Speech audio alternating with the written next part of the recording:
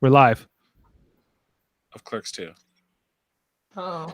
Hello, everybody, and welcome again to another edition of D Space 9 at 9ish. We're here breaking down season 2. What is it? Episode number 19, Blood Oath. It's all about Dax wanting to kill people for poisoning children. This albino's a bad guy. We're here to break it down here on D Space 9 at 9ish. Introducing our panel, our esteemed guests and guest hosts and co-hosts and all that jazz. We have Dave Mader over to my right, my brother. Hey, He's in the command center with all of his gadgets. Jeff, this is the first podcast in our network of 2021. I just wanted to call that out before we went any further. Happy New Year. Okay, well, yeah, and happy birthday to our dad. It's his birthday today, and so happy birthday over to him. We had a little Zoom panel on here earlier with him, and but he was too busy for us, Dave. He had to move on.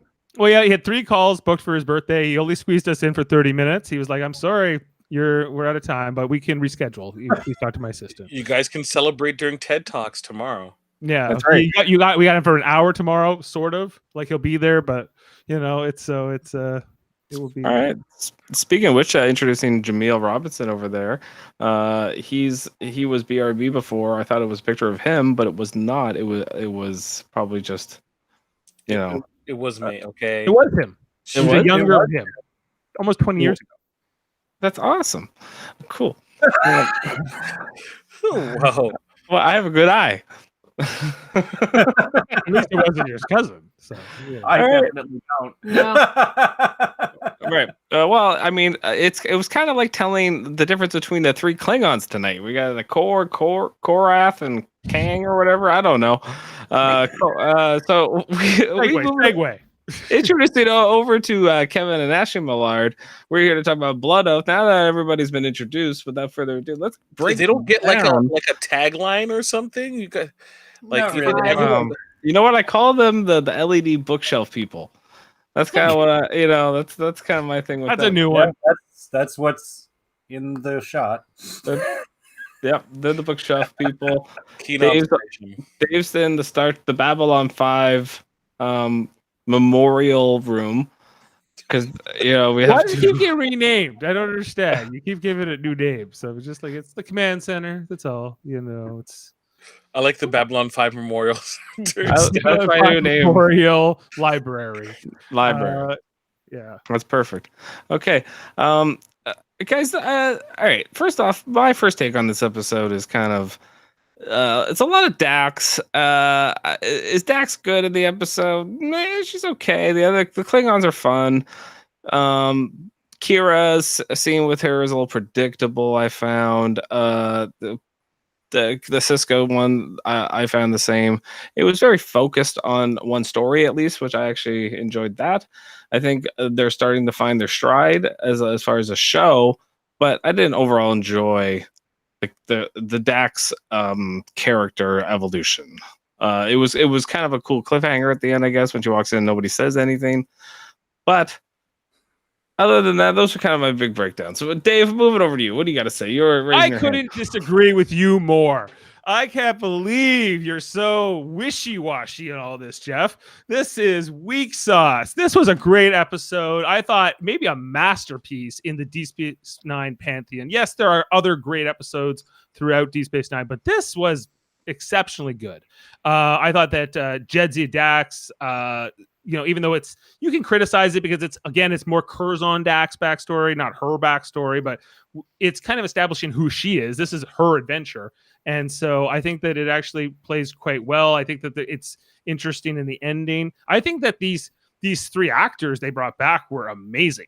I think that they brought it. I thought that the writing was super strong in some places. Yeah, I think there's some places that maybe are a little weaker, but it's small potatoes. We will sing songs of this. Yes, of course. Who wouldn't want it in the bloodbath? Right. So anyway, those are my thoughts, Jeff. There's a few moments in the episode where it drags, where like Kolos getting drunk at the bar, and like Jadzia has to go talk to him and be like, "You're a warrior," and blah blah blah blah blah. But yes, overall, it's a good episode. Jaemeel, I'm guessing you're gonna also be like, "Yeah, This episode's awesome. I think I'm with Dave with this, but not as enthusiastically as him.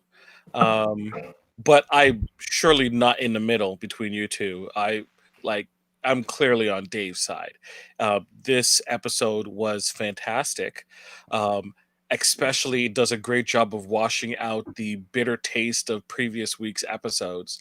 This was great. Great. And I disagree with you. There was no cliffhanger to the end of the episode. It clearly, I think everything that needs to be said was said at the end of the episode. Nothing was said, Jaemeel. Everything that needed to be said was said. She literally didn't even look at anybody. She walked over. She went to her terminal. She was like, "Yeah, that's right. I'm gonna start pressing buttons." Yeah, and she didn't even kill the guy. I thought if it would have been so much more dramatic if she was the one who slit the guy's throat, but no, she had to like Kang stab him in the back. I thought that was cheap. A way out that she wasn't actually the one who fulfilled the blood oath. I thought it was bullshit. Wait, well, hold on a second. I think you're a little bit confused about what the blood oath was. But we can, once we have everyone's opinion, we can come back to it. So what was sorry, I know you want to try to get to Kevin and Ashley too, but like I just want to say that I think that whether or not the Kang's the one who ultimately kills the albino isn't really the point. Like she's complicit in the murder if it is a murder. So it's I don't think it matters really. I don't think it's she's not off the hook, and I don't think that she's as guilty as anything else. It would have been so much more cool if she was in there slicing and dicing those guards. She was constantly like in a struggle with them. I would have been like, "Oh snap, Dax is badass," and they would have done that today, but they weren't going to do that in 1995 or 4 or whatever when this episode came out. But dude, all of the Putty Patrol that was the albino's forces, they didn't get like killed. They just got bludgeoned. Nobody could knocked unconscious. Oh, dude, there were some killings. I think. They were all lying on the ground at the end of the episode. Yeah, they were knocked out. They were putties. They were like. I think. I was like, there is a lack of blood, and I think that it does kind of take you out of it a little bit. But at the same time, I think they definitely killed people on this. In this, I don't think they were just all knocked out. Maybe some of them, but it was somebody. They killed somebody other than the albino. I think it's supposed to be implied that they killed people, but they couldn't show. Yeah, them they couldn't cutting through swaths of people. They couldn't go too hardcore on like network TV at 9 p.m. in the 90s. It's true, right? Yeah, they needed all access. Yeah, that's true. They couldn't get a rating that meant that they couldn't air it on TV.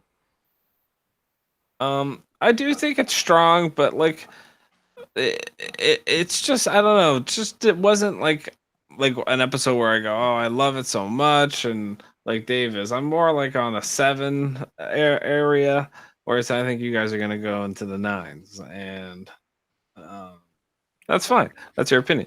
10 minutes in, we're already talking about ratings. Wow. Yeah, that's right. Kevin and Ashley. I'm with Dave 100%. This is one of my favorite Deep Space Nine episodes. And Kevin, same thing. Not my favorite, but it's up there. Yeah, I like this episode a lot. So, yeah. Okay, I'll have the lowest rating then. I wish it was. No, it's fine. It's fine the way it is. I guess Dax isn't always the strongest, but I think it's the writing for her character. I don't think we ever get to know her character. We've said that before on this show, but it's good. I love any episode where they bring back something to do with the original series and they do it well. And it's so easy to do it wrong. But up until this point, I think all of the next gen ones and Deep Space Nine have been good. Right. Actually, we finally the first Deep Space Nine one. We finally find out in this episode what Curzon did. He was a politician. I don't think we knew that up until now. I was always under the impression that he was doing multiple things, including being like a politician / envoy of some sort, mediator, right? ambassador, if you will. Yeah, I kind of thought he was whoring around. that too.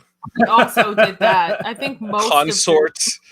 I think that's just a Dax thing and nothing to do with the hosts. It's Yeah. just Dax comes into them and they're like, okay, I'm gonna be slutty. No Okay. matter what. All right. I have a couple beefs. Okay, I get that the whole Jadzia Dax thing is what becomes confusing, and becomes confusing even in the episode because like Kira even asked, like, she's like, oh, they're not holding you to that, and that was Curzon's thing, and that was Curzon's oath, and she was like, but I feel it within me, I have to do this, like the Dax symbiote carried over. But then she also asked Kira, what's it like to kill somebody? And I'm like, the Dax symbiote has never killed anybody, like, and you don't remember that? Like, I was like, I seriously doubt over the whole hosts that she's had that nobody's killed. I'm sure somebody has. She doesn't remember the one who's killed people. Why? Because he was Because locked out. that comes up in a future episode. Spoilers, man. But none of the other hosts. Just that one. I don't think any of them set out to kill anybody. If anybody died, it was more self-defense. But this is murder. This is a murder. This is like gearing up, getting ready. I'm gonna hunt this person down, right? And right, lick the blood off your bat left type thing. Right. Yeah. Yeah. And, that's CBS All Access. Okay, Dave. All right, let me ask you this, Dave. Question. Why is obviously Cisco objects to her doing this, but he doesn't stop her, and he kind of just like lets it happen, right? Basically. That's his move. He does that quite a bit. Right. Do you think he was right to do that? No, I think he should have gone with her and helped her. He's her friend. I thought that the whole thing, like, we'll see that this will go on throughout the series, especially when Worf shows up, and that Cisco never accepts Dax's embracement of Klingon culture and values, and believing that they are opposed to Federation values and interests. And I don't think he's wrong. I think he's he'll often lecture Worf and Jadzia later on. Those are not Klingon uniforms you're wearing. This is your Starfleet officers. You took an oath, and those things matter. And he asks her, like, what, why would you want to do this? And I don't think she gives him a great answer. I think her discussion with Kira is way more telling and gives more insight into her motives. But yeah, like, I think that. Sorry, what was the original question? The original question was Cisco right in what he did? Was he all right? Yeah, I don't think he have stopped her. He can't stop. I don't think. No, he can't. But he could have reprimanded her. He could have punished her. Yeah, he could have stopped her, and he chose not to do anything about it after the fact because I don't think he knew he couldn't change it, and he knew he couldn't really stop her from going. Also, he probably thought, "Oh, she's a little nefarious too.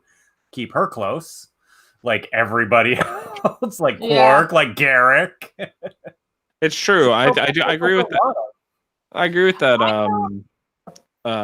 Just quick, Kevin. Like, I think that the show is purposely trying to put these characters into a darker background, atmosphere, a tableau, if you will. So we had the Quark episode, and we have like Odo, and they're all kind of like got a more surly undertone, a Wild West motif to them, if you will. Mm-hmm. And I think this is a telling episode for that. Go ahead, Ashley, what were you going to say? Well, just to what Dave was saying, I don't think Cisco approves of all the Klingon stuff that Dax loves and that Worf is into as well, but I think he understands a lot of it. And I think that's why they get away with things that they wouldn't if they were on like a ship with any other captain. He's tolerant, right? Like, effectively tolerant. But you can see he disapproves, but he also has this understanding of. She's gonna take her own path and the revenge that she feels she needs to go off and handle. I think he understands that. If this was Picard, right, and Worf wanted to go off on this blood quote oath, right? Picard would at least gave him a stern speech, Well, he did. You know, There would have been when Yes. Worf killed Duras, remember? yes. Yep. And remember when Riker's like, Worf, no! And he's like, oh, yeah? You know? And, Yeah. And then Yeah, like yeah. He got a speech though, didn't he? Worf got a speech. Worf got a speech. Picard. Picard's Yeah. like, you're getting a reprimand and you're a permanent record, and because he couldn't He do also- anything about it because it was technically an internal Klingon law. So technically, it's within the culture of the Klingons. This is Worf's home culture. It's his native culture, and yet it was still not okay because Picard was mostly uncomfortable because they were involved in an internal Klingon event and the Federation and the politics and with the sort of the Yeah. Well, he also gets a talking to from Cisco when he kills his brother on the station right. later. Yeah. Tries to kill him. Attempted murder. All I'm saying is like, he kills him, they bring him back. Right. Not murdered. I feel Unmurdered. I feel like it takes Double a jeopardy. while for Cisco to even kind of come into the picture here in this episode. Yeah. We don't get a lot of time like with them as far as like what's going on. Like I feel like other episodes they would have had more than one or two conversations. I feel like they, right? I think at this point in time, Cisco's not even really a strong character. Like they don't use him that much in these early seasons. yeah, but It's they more about definitely everyone else. they definitely reuse like the way he is in this episode later on, where he's like giving it to Dax, Yeah. or he's got that dynamic about him. So, Jeff, I kind of understand. I can agree with you in some respects in terms of how the pacing of this episode is kind of laid out, because like you have the multiple conversations that Jadzia has with the Klingons about if she can go or if she can't. Right. And then you come to a point where it's like all of them are saying no, with the exception of one. And then she has a conversation with all of them seemingly all over again, right? To prove herself. And then it's still no. And then it's another conversation, the verbal conversation. Yeah. And then it's yes. And it's like, we could have consolidated that and just have the initial disagreement and then that one, confrontation kind of leading to the yes. And then you can have the further interaction of where you're missing the prior Cisco conversation. Right. That just seems like, wait, all of a sudden he's in this picture all of a sudden. So I can kind of understand that. The pacing wise, it seems like we're doing the same beats over and over again to get to a result that we know is coming. Right. I also feel like because we have the absence of Bashir, O'Brien, and of course Jake Sisko, we don't have the same level of like, she's not being like judged by her peers. I feel like she's being judged by only her captain and then Kira, who's part of the Bajorans, so she's not really even Starfleet. So for what she's doing, I think it would have been more like, I think you've even had those characters around and kind of been like, what the hell is she doing? This is messed up. Or I just had conversations with O'Brien and Bashir about it would have been good or something like that. We're like, that's kind of messed up what she's doing. She's going to kill somebody or something like that. You want a two-part? Brian would understand. Well, I just wanted less. I didn't need 3 Klingon guests. Like I think there was too many of them. Not that they're not great, they were great, but and I'm not a huge Klingon person. Like I don't always love the Klingon episodes. I get other people do. There's certain ones I really like. This is not one of them for me. Like I like the episode, but it's not like my favorite. In the grand scheme of things, Koloff was useless. Yeah. What did Koloff bring to the whole kind of situation? Kang was the stubborn, single-minded warrior, and Kor was the drunk, right? The who He was like the loud, boisterous. And Koloff was like the old man this was like his last hurrah. Koloff is exactly as useful as he is in his original series episode. He's the Tribble in the Tribble episode. Right. He's way more useful in this. He can wield a bat lift. Yeah. He's swinging stuff around. I think it's interesting. I think it's worth noting how these 3 characters are different. Like obviously they're older. They got the full Klingon makeup on and costume that's evolved since the original series. But I think who are they in their original series episode and who are they here? I think is worth talking about, because I think like Kang is kind of pretty much Kang. You know, like he's an older Kang, but he's pretty much. I think he's the closest and truest. I think Kor is a pretty big departure. Kor in his original series episode, he's more of a grumpy Klingon asshole. Like he's not, you know, they invade this planet and Kirk's pretending to be an alien, and their relationship, you know, he comes across as not a great guy. Which Klingon is it that does, you know, says as hauled away as garbage? Well, that was Koloff, first officer. So so it's not even any of these three guys. Yeah. No.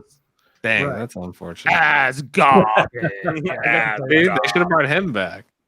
They brought him back from Next Generation. Died out on a. How great though when they get to yes? How great is that when Kang is like, "Do you really think that would work twice? Are you trying to make me mad? Do you really think that would work twice?" And she goes, "I know Klingons," and he goes, "All right, then it worked." Yeah, that was pretty funny. Yeah, that was great. That was probably the funniest moment of the episode for me. I was like, "Who wrote that?" And I was like, "That was great." Damn it, it worked. Okay, it was like that was something like it would be like a Will Ferrell movie, like Step Brothers or something. That joke. It was or like a 4-year-old wrote it, but it works great. Like, yeah, for sure. There's just I think they had too much of that material, like conversations that are, we can't leave that joke out, or we can't like take this out. So I think there is a lot of conversations that kind of drag. It takes a while for them to even go on the mission, and then it ends with no talk about what happened. It literally, she comes in and it's like, boom, okay, that's it, end of story. We'll move on to the monkey next week. Everything that needs to be said was said. Yeah, Which was nothing. Just awkward tension. Perfect. Awkward. It was a good way to end the episode. It was very like dramatic. Okay. A lot of Jeff, Deep Space Nine episodes end that way. Yeah, I thought it was perfect. Jeff, let me ask you a question. What do you think Sisko thinks at the end of the episode? Just by his reaction, what do you think he thinks? I think he thinks, well, I think he thinks, well, I got to keep an eye on her. Okay. And what do you think Kira thinks? I think Kira kind of goes like, that was fucked up, probably. Like I think Kira gets it. Yeah, I think Kira is understanding, and I think Sisko is happy that she came back. Yeah. I agree. Oh, okay. And then Dave, what do you think he's thinking? Sorry, what do you I think Sisko thinks when at the end of the episode, there's no dialogue. Jadzia comes up to her station. She sits down, continues working. But just before, we get glances from Sisko and also Kira. Right. I'm sorry. I was just pulling some pictures. No problem. No, you're a busy dude. No, it's okay. Do you think that anything needed to be said? I think the ending is I get why Jeff's unsatisfied with it, but I also think it's fine. I think it's, you know, considering they had the constraints of 44 minutes or 45 minutes to tell this story, to get these 3 guest stars in, to go on this mission quest, blow things up, sword fights, you know, I think, there's more character development. There could be more to this. They would in a modern television, like in a streaming kind of show, they would drag this out over like a few episodes. But and it would be boring as shit. This is fine. This works. You can watch it in like under an hour, and then it's digestible and good. Okay, so Jeff, what was the blood oath that Curzon had? He was, I guess, I from what I understand, he's involved in the oath to avenge the 3 kids that were poisoned with the genetic virus or something to death, and that he, you know, so Curzon had this blood oath, and that Jadzia wants to fulfill that, and basically she has to convince the Klingons that she should tag along on this murder quest because they found the albino, right? And I'm like, okay, but does that mean she has to like be involved in the killing, or is that what it is, or could she be just driving the boat? Like, I don't understand. Was she not involved in the killing? Was she not on the? So she fulfilled it. She didn't have. It wasn't like you have to specifically dagger the albino for you to fulfill. I don't know. Kang asks will you eat from the heart of the albino? They could have done that off screen. Will you eat from the Maybe heart? that's what Cisco's thinking. I Yeah. think maybe there should have been dialogue at the end. Cisco should have just been like, "Did you really eat his heart?" And Yeah, then that would have been great. Yeah, That would be Whimsical that would ending. have been awesome. Yeah, because like that whole scene where Kang's like, I will stab him and take his heart out and eat it in front of his eyes while he dies. It's like, holy crap. I've never seen any Klingon do that in any Star Trek yet. But it's I'm waiting- implied though that that's part of the blood oath because he asks her when she's arguing with him, "Will you eat from the heart of the albino?" And she probably did. It's like it's gonna be a step up from rock. It sounds really cool, but I think it's actually kind of gross too. Like to eat. Yeah, it's really gross. They It should doesn't sound cool at all. Oh, like. I mean, it's not Is gross. that really not the cool at worst all. thing that you can do? Honestly, couldn't they just urinate on the person as they die? Do you think that should be the blood oath? Will Yeah. you pee on his body after we've killed him? Yeah. I don't know. Maybe like it's the piss oath. No. Especially The golden now oath. that, especially The now golden that oath. Dax is in a female house. Like that's commitment to Yeah. pee on a dead body when you're a female. That's I- way I- more. That I being have a said, note on that too because there's that whole line in there where Kor says because she wants to talk to Kor, before they agree to take her with her, and he has to get rid of his two lady friends, and he goes, "You don't share Curzon's priorities," and she kind of makes this look Yeah. like I do, but I'm not going to get into that right now. she's like, I already had those two students of yours. Yeah. Well, we don't know that Jed's like we only ever see her with men, but not I true. think it's implied. At the Wait, very who? least, I think it's implied. is it? Her ex. Yeah, she shared an on-screen kiss with another woman. No, but I think that was like I thought that was like an anomaly because of the. But I No, it's a woman. okay, fine. Not an anomaly. I think Dax will fuck Morn, and Morn, I don't even know if Morn has a gender. So, Morn is Morn. Morn is Morn. One's a guy. Is he? Or I is think- it? Is it? I don't know. Okay. Yeah, so what species is the albino? Or is it just the albino and that's it? He's Klingon, isn't he? I always thought he was, but the way they talk, it doesn't seem like he is. But He might kinda be. looks like one. I think he's Klingon, but because he's albino, it's like a genetic defect, and therefore he's thought of lesser or different. Yeah. Right. Okay. We do get to meet an albino in Star Trek Discovery, Vok, who could be inspired by this character. We see that the albinos are outcasts. That's him. But no, that is him. That is the albino. No, but not Vok from Star Trek Discovery. But I'm pointing out that they he definitely could be just an albino Klingon who was sort of an outlaw or criminal that the Klingon Empire had to sort of fight or deal with. Yeah. Which I think is an incredible backstory that we get here about Curzon and these Klingons back in the day and what they were up to. I'm like, wow, I want to know a hell of a lot more about that. Like sort of like the glory years of like the Cold War with the Klingons and the Federation. Well, yeah, he kept lamenting about how all these Klingons are popping up restaurants and feeding gawk to the grandchildren of the people he slaughtered in battle. He's like, it sucks. Foreshadowing too, because we know what will happen with the Klingons in less than over a season from now when they'll turn heel, right? And they'll end up becoming antagonists for a little while with the Federation. So I think that it's saying like that the Klingons are they have this culture and they're unapologetic about it. And it conflicts with most of the Federation. I think a lot of people join the Federation probably to get away from the Klingons because they're so fucking dedicated to their doctrine. That's true. Jaemeel, any thoughts on the doctrine of Klingons and whether or not Dax, fits in? Yeah, she does all these interviews throughout the episode, and none of them are they kind of. Or like pleads, she's kind of pleading to them, but like they're all kind of like telling her like really barbaric stuff, and she's like, "Yeah, this is great," which is kind of why I feel like Cisco is like. Don't you think they were a little soft on her? Like she was like, yes, she was begging to go, which is like a warrior wouldn't beg. Right. They would, kick some ass, take some names, and then be asked. Yeah. And their whole plan, so they came in cloaked, they transported down to the planet, right? But not before releasing a tachyon beam to make all the weapons not work. Of course. Of course, that's what one does.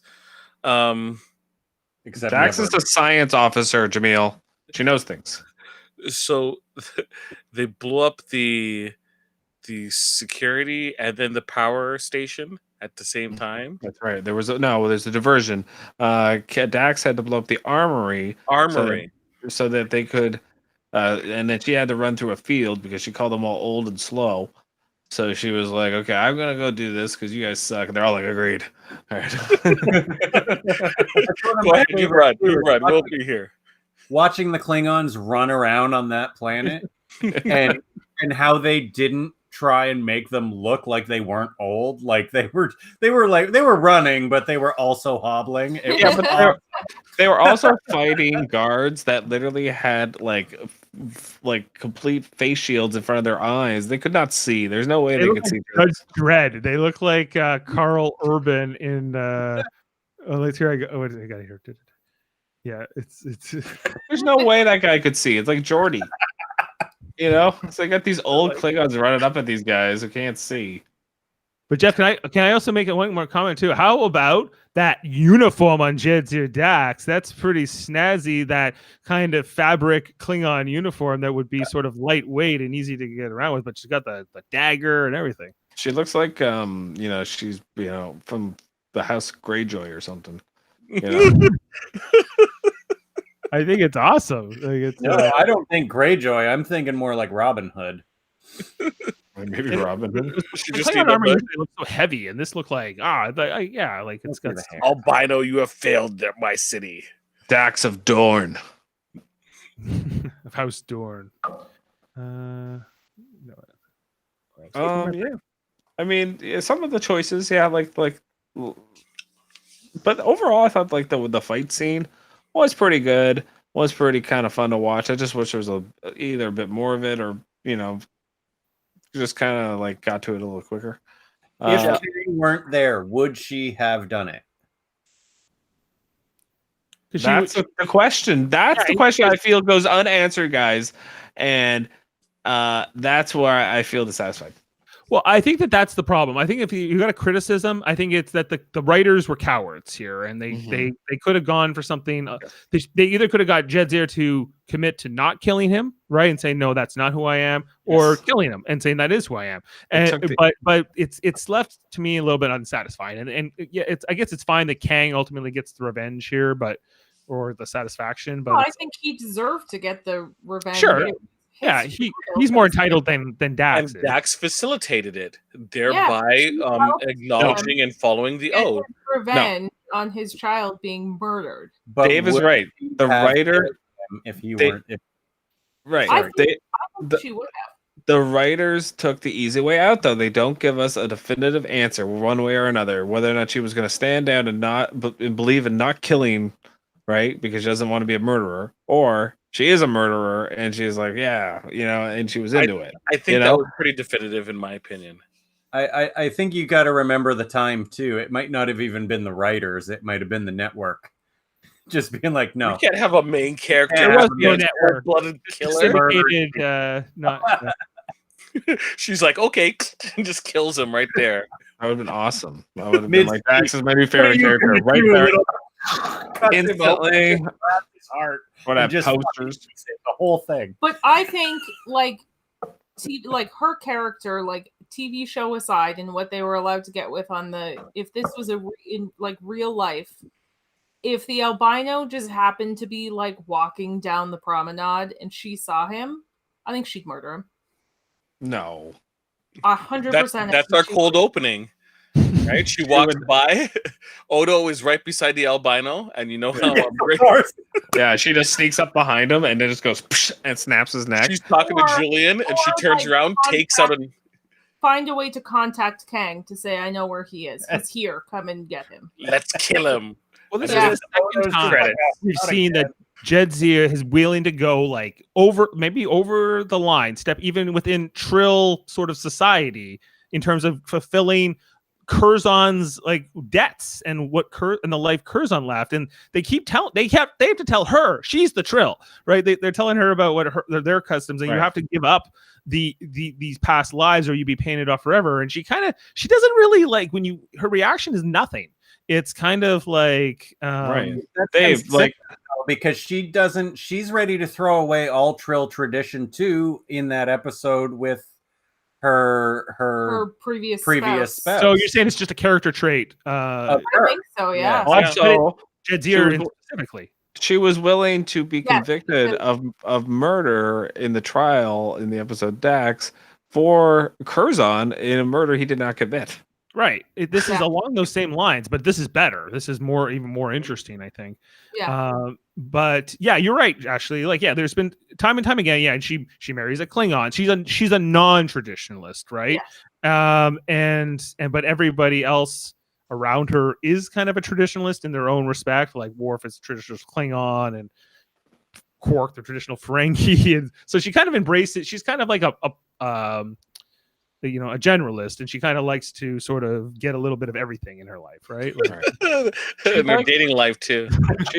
She's like a grad student that moves to New York City that like learns Japanese and then is really into Japanese culture, and then she's like, you know what, I'm also gonna like really get into Judaism, and I'm gonna be all about the Judaism as well. And be like, Madonna's in or whatever. Kabbalah, she has the Kabbalah strings. That's who Dax is. Yeah, but Ezri is nothing like that. No, Ezri would be like just a girl, taking a psychology course in university, and she's like, I don't know what I want to do. That would be Ezri. It's the thing like I struggle with when Ezri shows up, because she's so not Dax, right? And I feel like the Ezri personality overwhelms the Dax symbiote, but here it's like the opposite, even despite the fact that Jadzia trained crazy hard to know how to sort of balance herself as the host. And could it be that just Jadzia has a better balance and therefore is in simpatico with the hosts more so than Ezri, who is just like kind of just all over the place? This Trill. Yeah, I'd go as far as to say that it's trying to say to us, I think the writers by season 7 are trying to say to us that it's the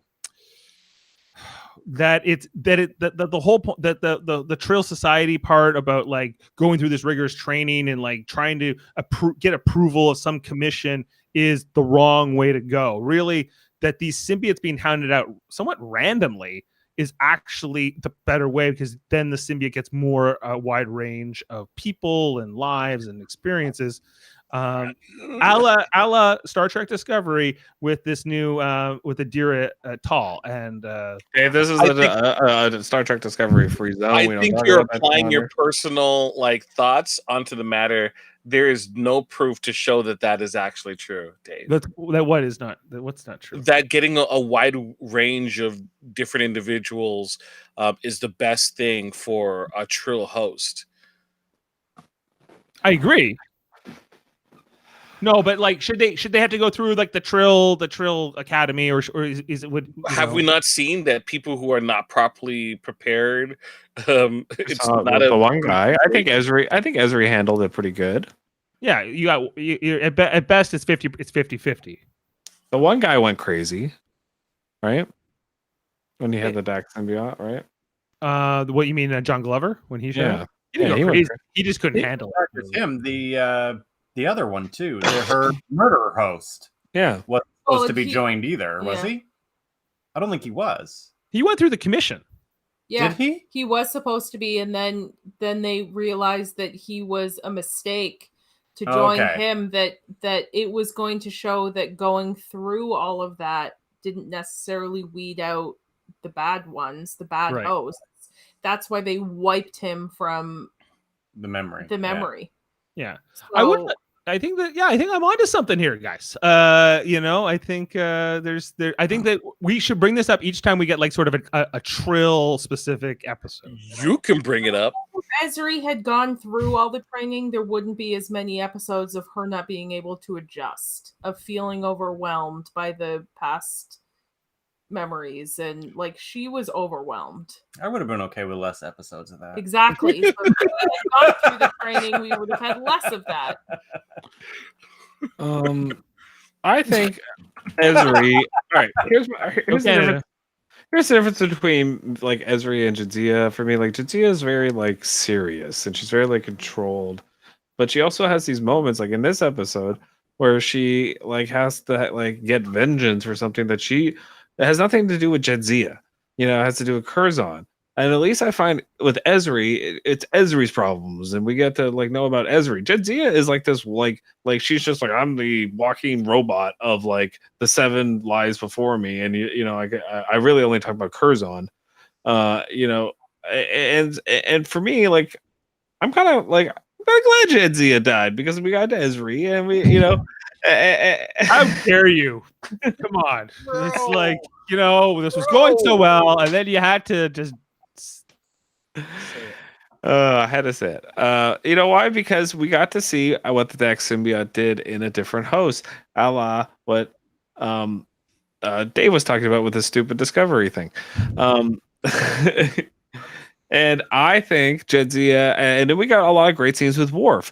I don't know if we needed another season of rom-com comedy with Worf and Dax. We needed another season. It was my favorite thing with Deep Space Nine. How could you, Jeff? I'll take it away from you every single day of the week. I don't care. I like the Dax and Worf stuff. Right, I like it, but I like Ezri too. Like I don't get why people slag on Ezri so much. Well, she was better in Deepwater Black. I think Ezri is fine, but I feel like they tried to shove her down our throats. They did. Because they did like 6 or 7 episodes in a row that were based around her. If they had given us the amount of Ezri that we got the amount of Jadzia, she would have been fine. Yeah, it's true. There was too much. I agree with that part. Ezri herself was fine, and the actress, I don't remember her name, that played her was fine, did a great job. It's a fine character. Good Canadian girl. Just too much. Yeah. Especially for a final season, just introducing this character. Well, and every time she was on screen, I was like, "Oh yeah, Jazzier's dead." I loved it. That was a great reminder. Every time I saw Ezri, I was like, "Oh yeah." Because I thought like they needed to, I think, do like the evolution of the symbiote over to a different character. I think I wish they didn't do Ezri. I wish they had done like an old guy or like something different. If you're gonna do it before, not the last season. Do it like at least 2 seasons. Why not do it the last season? It was great. It was like a great tragic moment. Great. It wasn't great. Too many episodes. It's very memorable, Dave. Like nobody says like, hey, like the Red Wedding was great for Rob Stark or anything. But it was great because it was very memorable, and it was like not the same thing. Like her dying is not. It was not like a great moment in the show. I think it was a great tragic moment that really was a great cliffhanger at the end of season 6. I feel like her death the episode should have more revolved around her instead of her just being kind of like an extra. Yeah, I agree with that. At the end, that part was bad. Her death's kind of random too. It's just she happened to be there at that time, and it's just like whatever. You don't see it coming. It's like they wrote it at the last minute, which sucks. I agree. Probably did because she left the show. Yeah. Well, they couldn't get the money down for some reason. Anyway, so that's when they bring in Nicole DeBoer. She was cheaper, and they were like, you know what, we're gonna do like 6 episodes with her. And she was kind of tired of the harassment that she was getting. Right. Yeah, I don't blame her. Harassment. Okay, so should we go into a fun fact? Sure. Area of the show, guys. Do it. Okay, we're moving over to fun facts here with Jeff. Smooth sounds of the 70s. Okay, so William Campbell commented that he, Michael Ansara, and John Colicos, who all played the Klingons, all greatly enjoyed the episode. So I like that paycheck. They called me up and they were like, "Do you want to work?" And they were like, "Yeah." They were like, "This was great." They were like, "Holy shit! Nobody's that phone hasn't rung in 40 years." Yeah. Last thing I was in was an episode of Dallas. No, Michael Ansara had just recently done Babylon 5 as the techno man. Exactly. Oh, that So he's doesn't He was already looking for a paycheck. work. Yeah. He was great. People might see me again. Oh, people will watch this. Yeah. Yeah. Babylon 5. I don't know if anyone knows it exists, but I know I can go play a Klingon over here and people will watch it at least. Okay. Terry Farrell is a big fan of this episode because she feels that it reveals a great deal of depth to Dax. Farrell feels that each of the Klingons require a different approach from her. I agree. It does reveal a lot about Dax, but nothing about Jadzia. Okay. When core forces open the holosuite doors, they make the same sound as the USS Enterprise doors in the original series. So there you go. Oh, they do too. Oh wow, I didn't even pick up on that. Yeah. William Campbell also said that this episode was his most difficult acting job and one he would have liked to do again. William Campbell is Koloth? I think so. Yeah, he's Koloth. So yeah. Okay. Okay, so Too bad Peter he died. Allen. Oh, sorry. Too bad he dies. Yeah, he does. Peter Allen Fields' original story entitled The Beast did not feature Kang, Kor, or Koloth. They were to be new characters, but Robert Hewitt Wolf, a big fan of the original series, suggested using the three most popular Klingons from that series. Fields based The Beast on Akira Kurosawa's 1954 film The Seven Samurai and John Sturges' 1960 remake of that film, Magnificent Seven.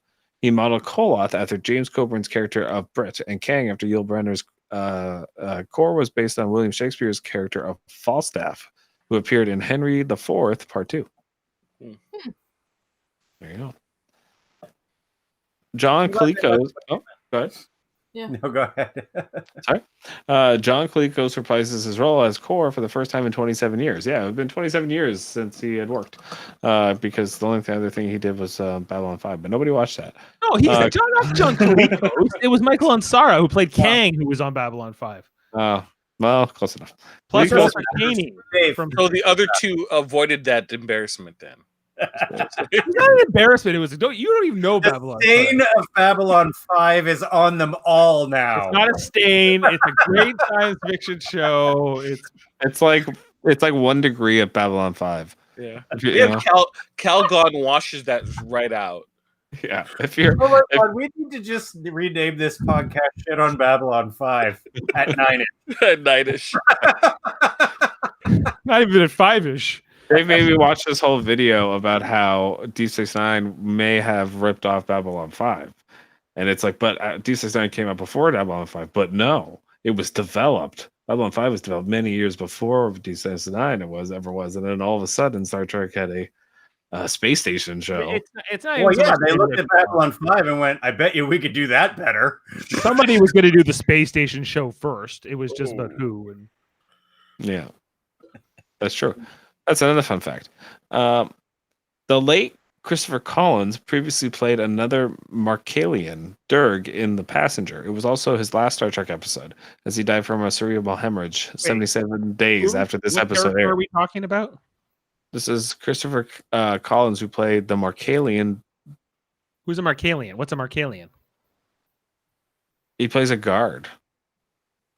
Maybe he's the he's well, the albino he's the head henchman. guard. Wasn't that the guy henchman. you played when we did it, Jeff? I think so. Yeah, he's the henchman with the albino. Oh yeah, Pretty sure I have him here. He's Goldar. He's Goldar. You have the putties, you have Goldar, and albino's Rita. Or Lord Zed, if you This will. guy was fun. He was like, "Sir, we have no power. Without power, we have no Go communication." get them. Go alert them. Yeah. They're going to attack the power station. We can't communicate. So he had played this race before, the Markalians. Is that what they're called? Yeah, Markalian, and he played it before. Yeah, in original series. The albino's fortress was a house in Pasadena, designed by Frank Lloyd Wright for Mr. and Mrs. George M. Millard. Millard? Look at that. Oh. Mr. and Mrs. George M. Millard. Maybe a distant relative of Kevin Millard. A model of it, which was blown up to show the destruction of the compound, was built on Paramount's Van Ness parking lot. Okay. That's I got maybe one more. It has been considered that the film Crippled Avengers from 1978 may be a possible influence between Blood Oath and its plot. Does bear some Crippled similarities. Crippled That's right. Avengers. Crippled Avengers from 1978. It's a great movie. I'm surprised you haven't seen it. Kor, Koloth, and Kang, Klingon warriors, seek revenge upon the albino who wronged them. And Jadzia also has a score to settle with the albino because she was the godfather of Kang's murdered son. The Klingon warriors wait 81 years to get their revenge. Kor has become a drunk, and in the final fight with the albino, Koloth and Kang are killed. The only difference between Blood Oath and Crippled Avengers is that in the 1978 film, only Wang Yi dies. So it's basically the same movie. It's like the whole same plot. Basically, only one character dies instead of two. I got a fun fact for you, Jeff. What's that? Ooh. This episode marks the death of Koloth and Kang. Yes. Let's pour one out for them. But Kang later appeared in the Voyager flashback episode called Flashback. Kor is the only one to survive. He'll die in a later episode, as we know. But he was actually the first of these three actors to die, ironically. But they've all since passed, as John Cleese died in 2000, Campbell in 2011, and Ansara in 2013. All in Stovacor. On to Stovacor they are. Yeah, so that's it for Fun Facts with Jeff. All right. Before we get to ratings, I thought of something. We were talking about what species the albino is. Yep. If he's Klingon, why does he say, "I don't want that Klingon filth to get in here"? You're right. It's the one thing that casts doubt on whether he is a Klingon. They don't say he's he is actually Klingon or not. He might feel that way about his own race. Correct. Possibly. Yeah, he may not identify. That's how I interpret it. But you are right. That line is there, and it kind of casts out. Yeah. But he wears like a Klingon ridges, and I don't know. It looked. Yeah. He knows that he's a batleth. Yeah. If he's True. not a Klingon, he's like Jadzia, though. very similar. He's also beating up an old man too. I think it's the same as the first season of Discovery with the albino. You think it's a he's like, we know that it only reaffirms the fact that the albinos are outcasts in their culture. Yeah, I think so. I think that's what he is. Okay. Let's get to ratings. Okay, Blood Oath. Jeff, do you want to go first? Do you want to? We have to figure out which one of a hole we have to dig you out of here? 7. I said 7. Point. I give 7.6. Ooh. Okay. That's still a good rating. Yeah. Jaemeel? 8.6. There's a lot I like in the episode. I just think the writers would have got a 9 if the writers either slit the throat or she decided not to do the murder. If only they knew, Jeff. One day the rating would count. Well, that's me. I would have preferred the slit the throat right there. Bang! That would have been awesome. So pimp. She Ashley? comes back, sits down with the blood on her face. 9.3. 9.3. Okay, and Kevin? 9. 9. Sucking that Klingon cock. Okay, I'm going for 9.6. Oh, you're really slow, sloppy. Sloppy and wet. 0.6. 9.6. So that is an average between the five of us at 8.8. Wow, that's pretty high. That's well above the average so far, well above anything we've seen in a while. Anything we've seen in season 2, I think. Well, Yeah. maybe no, Necessary Evil and Cardassians were pretty well regarded. But it's been a while. Yeah, and we still have a lot of episodes to go this season. And most of them are good, I think, actually. So there's more to come, but that Through the is dark Blood times. Yeah, we're So gonna. that's it. So that's it for ratings. Thanks, Dave. What episodes? What do we got coming up this week here on the channels here? Live Long and Podcast. Just before we get to the other shows, I just want to. I have an important question for you, Jeff, because I think it's important for the precedent of this podcast. It's a big decision, and I'm going to put you on the spot. So, We are next week. We will have the Maquis, part 1 and part 2. And the question is, as a podcast, are we going to watch both part 1 and part 2, or are we going to break up the episodes into 2 weeks? I think we watch both at once. I tend to agree. I think we should watch One story. It's one story. So, but I think it's worth discussing with the panel too. So I mean, good. Yep. All right. Fine. No matter. We have a 3.5-year journey. If we can get home a little, We can shorten that. We're doing the Voyager. We're looking for some the slingshot. This is our slingshot here. Slipstreams or whatever alien Cass going pew, whatever she did to them, to get them going. And then Cass shows back up. And Mentioned Cass. And Cass shows back up, and she's all like, 7 Night sucks. I'm going to blow up this fucking ship. And that's the best Cass episode. When she goes back old and angry. Yeah, I know it is. It's great. Okay, so great. Okay, so we'll be watching the Maquis part 1 and part 2 next week for Deep Space Nine. Also, Wednesdays, we do original series rewatches. We watch a random episode each week. Our dad picks, he goes, we're going to watch this one next. And this week is Wednesdays. We do that one. That's Adam Woodward, Jeff, and Jody and I. We are doing From Whom Gods Destroy. That is the episode from the 3rd season, basically, where Kirk and Spock gets trapped inside of a mental institution that's been taken over by the inmates, and features a character called Garth of Izar, who's quite good one. So it's One Flew Over the Cuckoo's Nest, but Star Trek version. It's more like I think it's more like Shutter Island, Star Trek version, or something along those lines.